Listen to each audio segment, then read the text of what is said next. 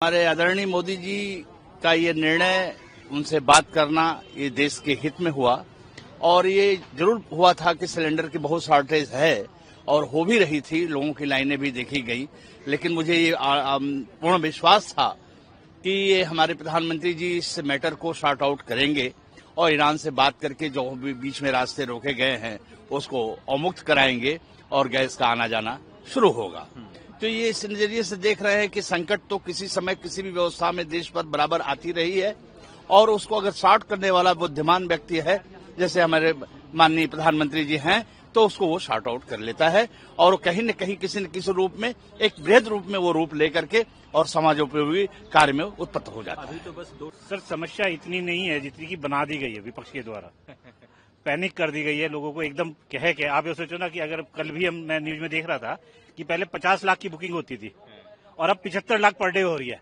वो 25 लाख जो बढ़ी, वो पैनिक की वजह से तो बढ़ी है सर, और वो शॉर्टेज अपना भी होनी है। प्राइम मिनिस्टर ने बात किया, फिर रास्ते हमारे लिए खुल गए।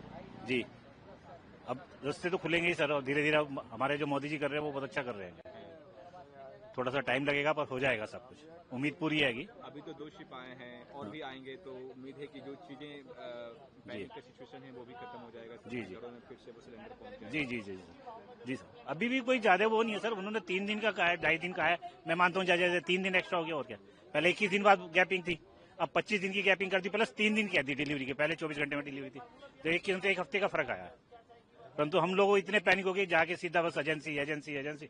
यही वजह है कि बस शॉर्टेज सबको दिख रही है। अगर मैं कहीं भी जाऊंगा और एक चीज मुझे चाहिए तो एक, मैं 2 के लिए डिमांड करूं तो क्या होगा।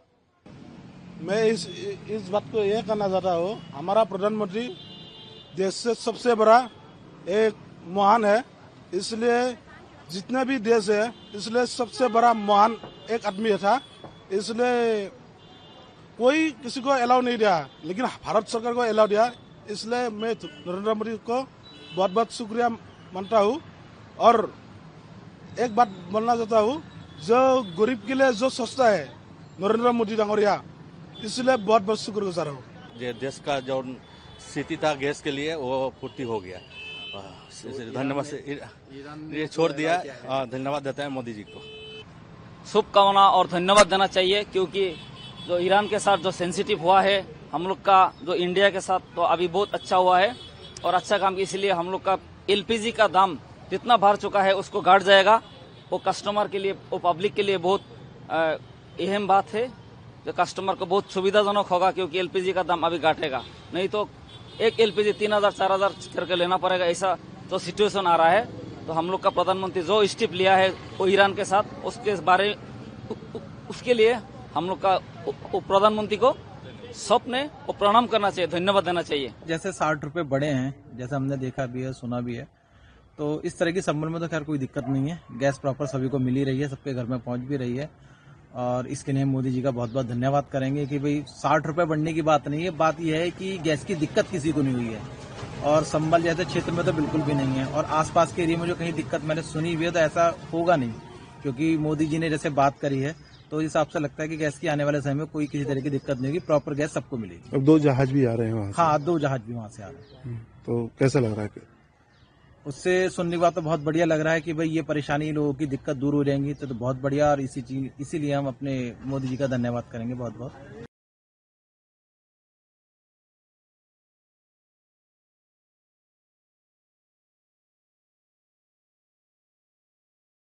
आपके मोबाइल पर तुरंत आएगी ब्रेकिंग न्यूज।